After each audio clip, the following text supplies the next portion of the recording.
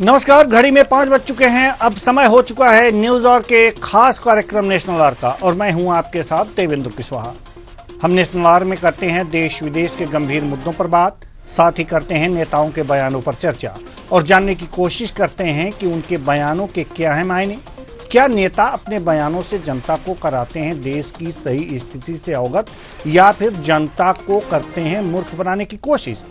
यही समझने और समझाने का करेंगे प्रयास अपने खास कार्यक्रम में। तो आइए शुरू करते हैं नेशनल आवर।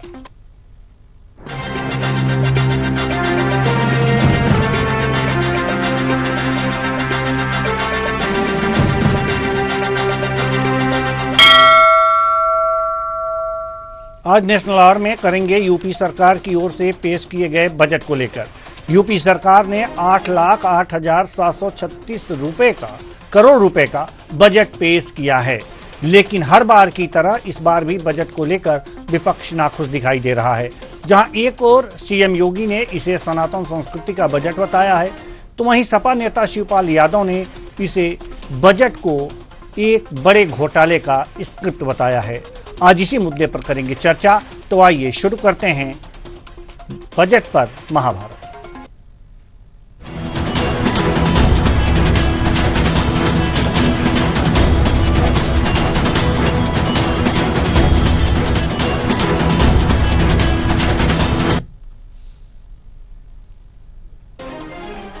मुख्यमंत्री योगी आदित्यनाथ ने कहा कि यह बजट सनातन संस्कृति की सर्वे भवन्तु सुखिनः की अवधारणा के अनुरूप गरीब, अन्नदाता किसान, युवा और महिला उत्थान को समर्पित है। पीएम मोदी के विजन को साकार करते हुए वंचितों को वरीयता इस बजट का केंद्रीय भाव है। पहली बार 65 करोड़ से अधिक पर्यटक उत्तर प्रदेश में आए हैं, जिनमें 14 लाख से अधिक विदेशी पर्यटक थे। 2025-26 का यह बजट गरीब, अन्नदाता किसान और युवा महिलाओं के उत्थान को समर्पित है। यह बजट 8 लाख करोड़ रुपए से अधिक का है। यह बजट डबल इंजन सरकार की प्रतिबद्धता को दिखाता है। सुनिए।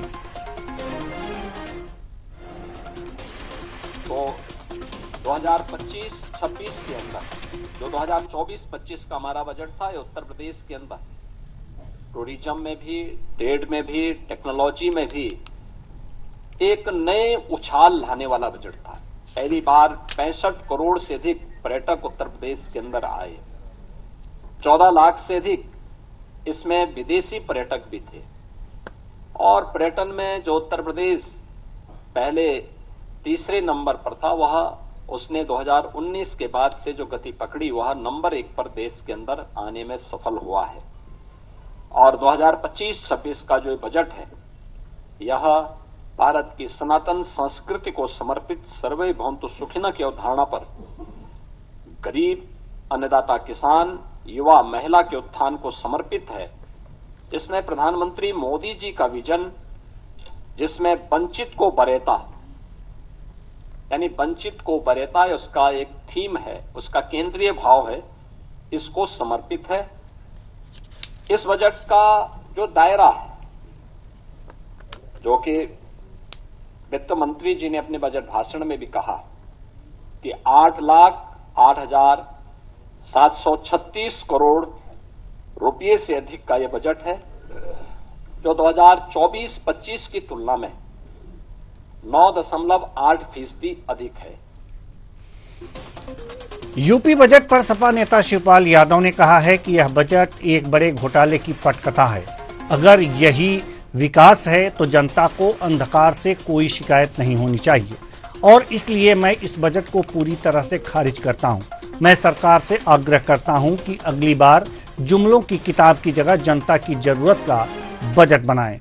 हम 2027 में जनता के हित में एक बेहतर बजट लाएंगे। देखिए, ये बजट एक बड़े घोटाले की पटकथा है। अगर यही विकास है तो जनता को अंधकार से कोई शिकायत नहीं होनी चाहिए। इसलिए मैं इस बजट को पूरी तरह से खारिज करता हूं और सरकार से आग्रह करता हूं कि अगली बार जुमलों के किताब की बजाय जनता की जरूरतों के बजट बनाए। 2027 में जनता के हित में हम बेहतर बजट लाएंगे। बजट में लफाजी बहुत जनता के लिए कुछ नहीं। उत्तर प्रदेश के बजट पर सपा प्रमुख अखिलेश यादव ने कहा है कि ये इनका यानी कि भाजपा का सेकेंड लास्ट बजट था। एक और बजट पेश होगा, फिर हमें नई सरकार चुनने का अवसर मिलेगा। बजट घोषणा पत्र से मेल नहीं खाता है, बिना विजन के बजट आए हैं। सरकार का कोई रोड मैप तय नहीं था कि किस दिशा में उत्तर प्रदेश को ले जाना है। हर बजट में सरकार कहती है कि ये सबसे बड़ा बजट है। इसका कोई मायने नहीं है, क्योंकि हर बजट पिछले बजट से ज्यादा होगा।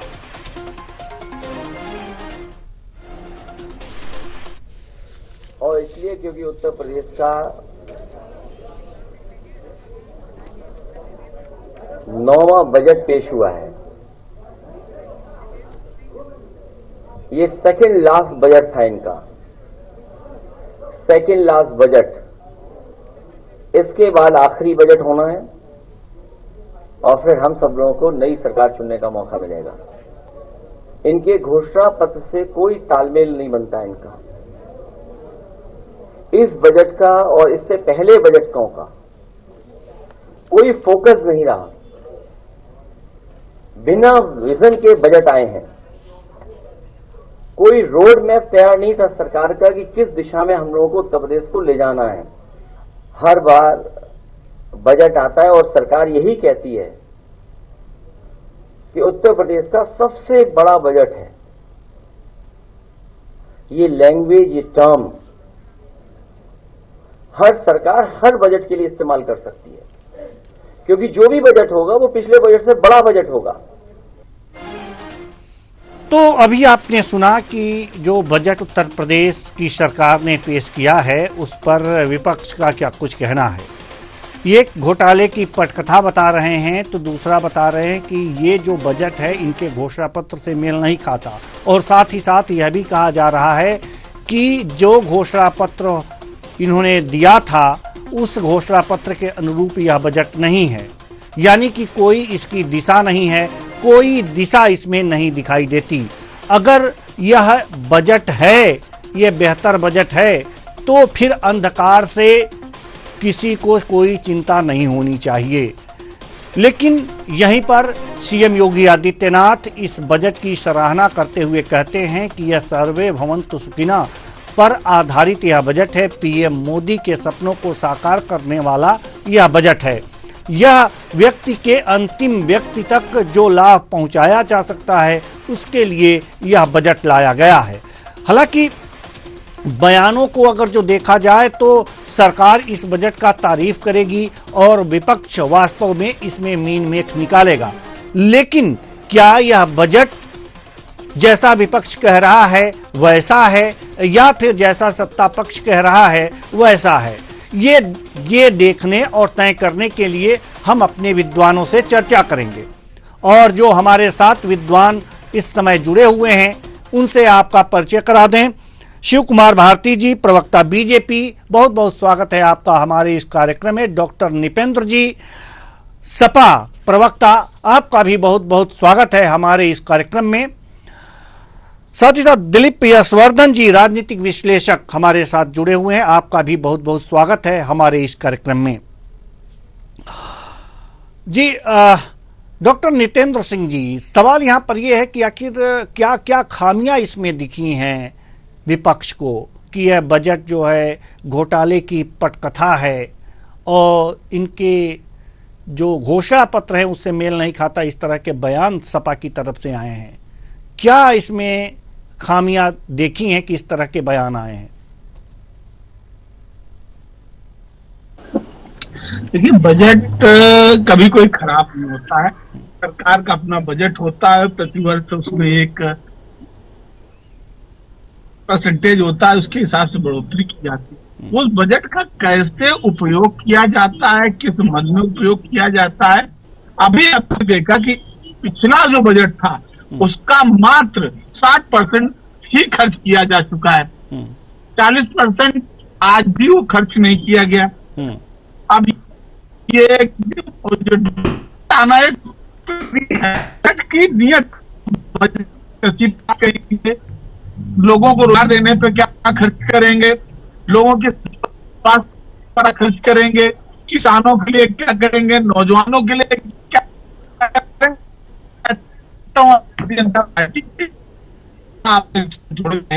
चलिए हम आपके पास थोड़ी देर बाद आएंगे डॉक्टर निपेंद्र सिंह जी, क्योंकि आपकी आवाज हम तक बहुत अच्छी तरह से नहीं आ पा रही है, तो हम रुख करेंगे शिव कुमार भारती जी, प्रवक्ता बीजेपी, आपकी तरफ।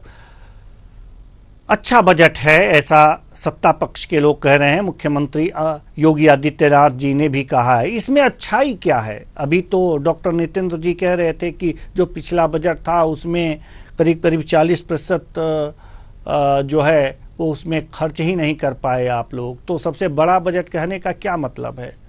बड़ा बजट लाइए, लेकिन जिस मद में जितना खर्च होना है होना भी चाहिए वो। जी शिव कुमार भारती जी, मेरी आवाज आप तक पहुंच रही है? चलिए, दिलीप यशवर्धन जी राजनीतिक विश्लेषक हमारे साथ हैं, हम आपके पास आना चाहते हैं। सवाल यह है कि जो बजट है, यह जो बजट आया है उत्तर प्रदेश का, क्या लगता है आपको कि यह किस प्रकार का बजट है? कुशवाहा जी, नॉर्मल बजट है तो हर बार होता है, हर बार जैसे बजट आता है जिस तरीके से बजट का एलोकेशन आता है, बजट में नया क्या होता है। और बजट लाना ये सरकार की प्रक्रिया है, सालाना प्रक्रिया है। हर इस बार का अब तक का सबसे बड़ा बजट जो कहा जाता है, मैं इस बात को बिल्कुल भी समर्थन नहीं देता हूँ, क्योंकि बजट हर साल बढ़ के ही आ जाता है। बजट का साधारण सा मतलब होता है कि आपके इनकम और आपके खर्चों का एक एस्टिमेशन जो हर व्यक्ति अपने घर में भी करता है, महीने महीने करता है, सरकार उसको साल साल करती है और उसको प्रोजेक्ट करती है कि भाई सरकार के खजाने में पैसा इन मदों से इतना आने की उम्मीद है और इस पैसे को हम इन मदों में इस साल में खर्चा करेंगे, उसका ये एलोकेशन। एलोकेशन इस बार जो नया हुआ है वो जो मेरी समझ में है वो 2 नए एलोकेशन किए गए हैं, जिसमें एक समय की मांग है और दूसरा बिजनेस को बढ़ाने को कह सकते हैं, धार्मिक मान्यताओं को बढ़ाने के लिए कह सकते हैं। जैसे एआई को लेकर के बजट स्पेशल किया गया है, लखनऊ में एआई हब बनाने की बात करी गई है, उसके लिए एक बड़ा बजट दिया गया है।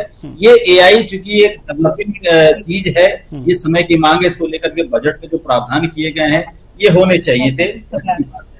और उत्तर प्रदेश में जो स्पिरिचुअल टूरिज्म है वो बढ़ रहा है, वो लगातार बढ़ता जा रहा है, चाहे वो अयोध्या हो, चाहे वो वाराणसी हो, चाहे वो इस बार कुंभ हो, चाहे वो मथुरा हो। बहुत सारी स्पिरिचुअल टूरिज्म के हब हैं यहाँ पर जिनको डेवलप होने की जरूरत थी, जिनके डेवलपमेंट के लिए एक फंड का एलोकेशन किया गया है।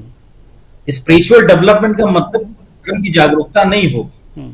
धर्म जागरूकता के साथ साथ जब लोग उत्तर प्रदेश में आएंगे तो ये इकोनॉमी के मद्देनजर भी बहुत फायदेमंद है।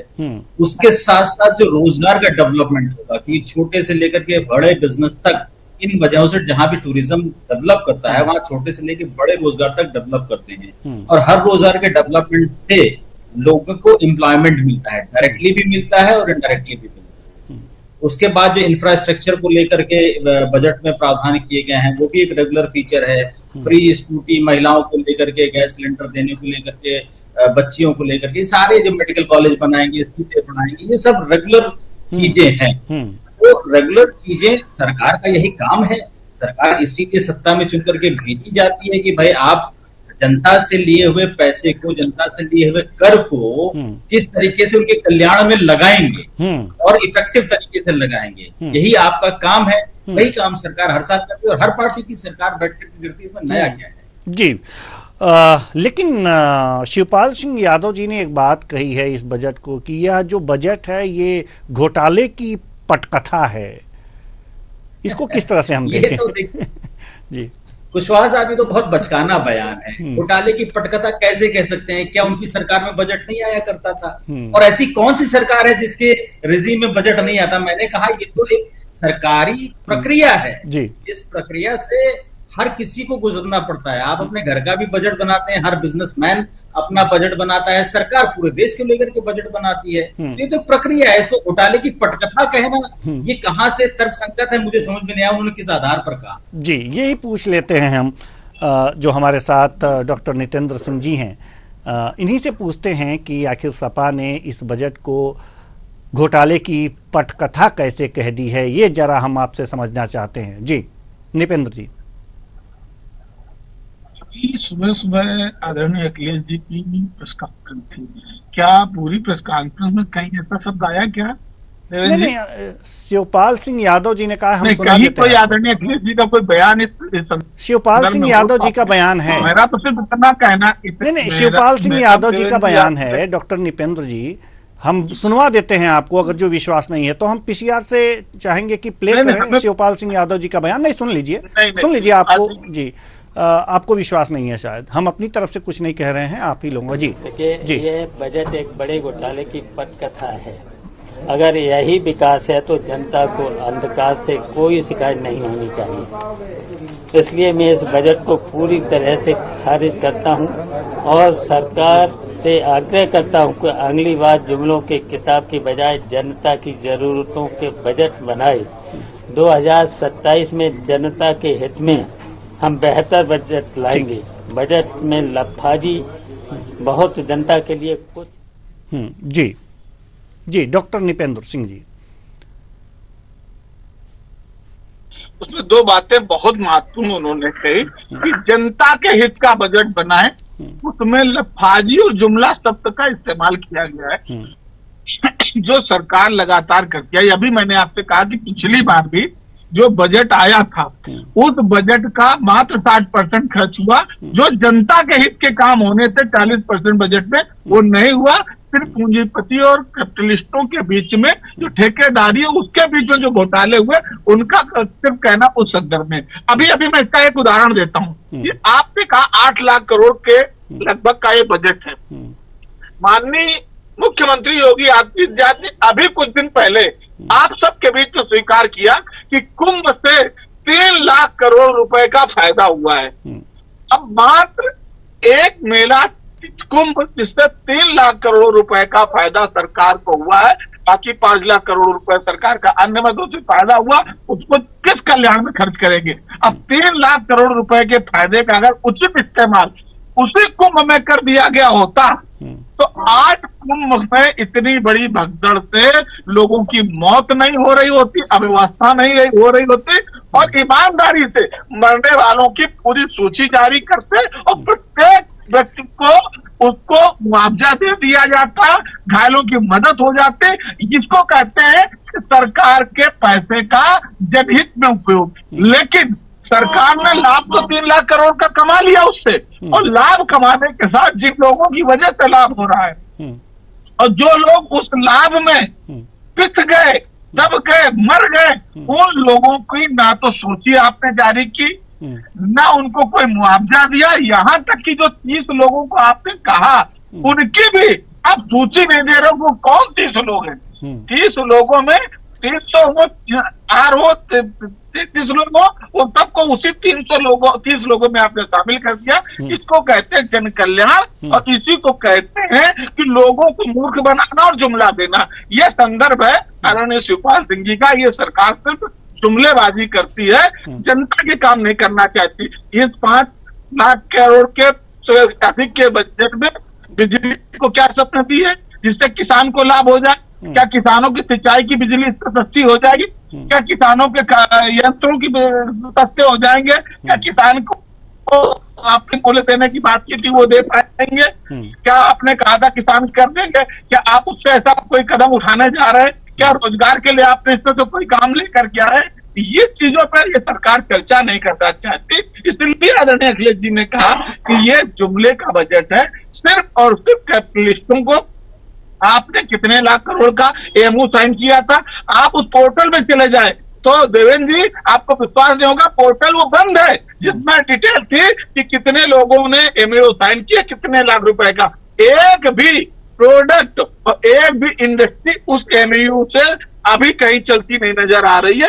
ये है सरकार का चरित्र। सरकार सिर्फ प्रसिद्धि पाना चाहती है, सरकार प्रचार तो पाना चाहती है, और इस बजट का अधिकतर हिस्सा तो प्रचार में खर्च होता है। उस पर खैर आप लोग लाभान्वित होंगे, आपका चैनल लाभान्वित हो जाएगा, क्योंकि वो प्रचार में जो जाएगा तो सारे चैनल को जाएगा। मैं आपके चैनल को भी आ जाएगा बजट का लाभ। उसके लिए आपको एडवांस में बधाई। नहीं, जब आपकी सरकार होती थी ना, जब आपकी सरकार होती थी तब भी चैनलों को देती थी विज्ञापन, और बधाई है तो नहीं, जब आपकी सरकार होती थी उत्तर प्रदेश में तब भी पत्रकारों को विज्ञापन दिए जाते थे, और अब भी वो तो जारी है।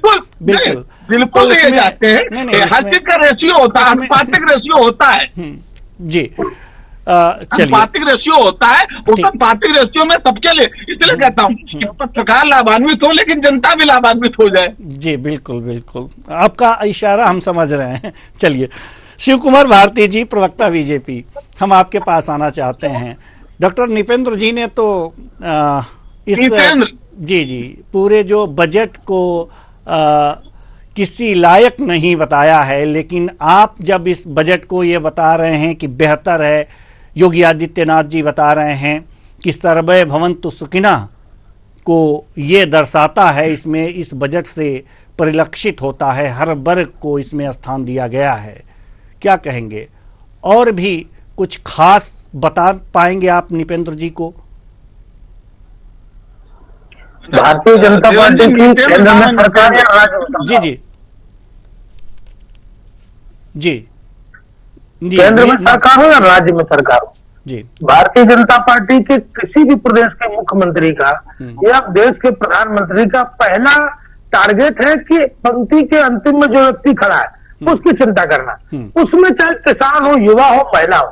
और जिस तरह से आज प्रदेश का वातावरण है, इनको चूंकि विश्वास होगा नहीं, चूंकि इन्होंने 16-17 में जो बजट पेश किया था वो 3 लाख कुछ करोड़ का था, वो आज बढ़ के 8 लाख करोड़ का हो गया, तो इनको उस पर विश्वास नहीं होगा। क्योंकि पहले जो निवेश करने लोग आते थे वो निवेश करने ये अब कहना कि कितनी इंडस्ट्री लगी, कितनी नहीं लगी। आज देश की जीडीपी में उत्तर प्रदेश का स्थान दूसरे नंबर पर है। ये कोई आंकड़ा या कोई छुपाने वाली बात नहीं है। महाराष्ट्र के बाद उत्तर प्रदेश दूसरे नंबर पर जिसका जीडीपी में हिस्सेदारी है। आप देखिए, इतना बड़ा बजट पेश किया है, प्रत्येक वर्ग को उत्तर प्रदेश की सरकार ने छुआ है, प्रत्येक वर्ग को लाभान्वित करने का काम किया, रोजगार की बात की है। लेकिन जिस तरह से शिवपाल जी ने कहा घोटालों का बजट, तो आप ये देखिए कि ये समाजवादी पार्टी घोटाले का बजट का आरोप लगाती है, लेकिन एक भी आरोप सिद्ध नहीं कर पाती है। ये सिर्फ जो है, अभी निधन जी कुंभ को लेकर बात कर रहे थे, इनको कुंभ से लेकर सारी चीजों पर इनको जिज्ञासा है। मरे हुए लोगों पर ये राजनीति, मृत लोगों पर राजनीति करते हैं। लेकिन आज प्रदेश का बजट हुआ, शिवपाल जी का कितना हल्का बयान है। ये एक राजनीतिक व्यक्ति को इस तरह का बयान शोभा नहीं देता।